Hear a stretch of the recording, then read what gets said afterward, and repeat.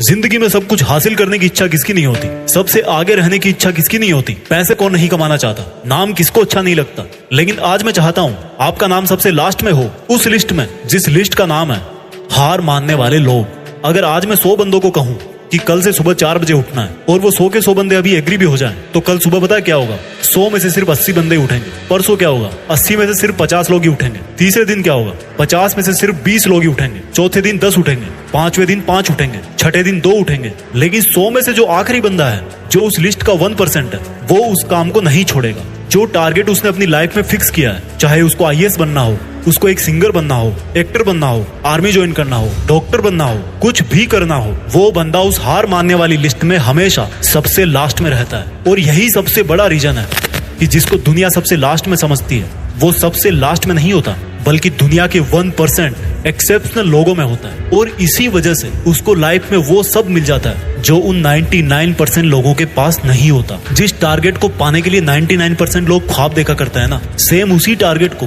वो 1% बंदे हासिल कर लेते हैं जिन्होंने अपने 99% सुखों का त्याग कर दिया। 100% तो कोई भी नहीं होता, लेकिन परफेक्ट बनने का इरादा 100% होना चाहिए।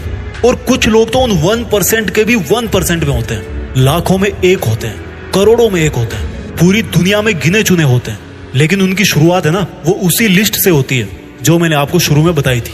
जिंदगी में कुछ भी छोड़ने की हिम्मत कर लेना, लेकिन मेरे दोस्त, हिम्मत छोड़ने की हिम्मत मत करना। जिंदगी में किसी भी हार को गले लगा लेना, लेकिन हिम्मत हारने की हार को कभी गले मत लगाना। अगर आपको दुनिया के 1% लोगों में आना है, तो उस माइंड सेट से बाहर निकलना पड़ेगा जिसमें आपके आसपास के 99% लोग फंसे हुए हैं। वो 99% लोग यही सोचते हैं कि जो काम आप कर रहे हो उससे कोई फर्क नहीं पड़ता, लेकिन मैं कहता हूँ फर्क पड़ता है मेरे भाई।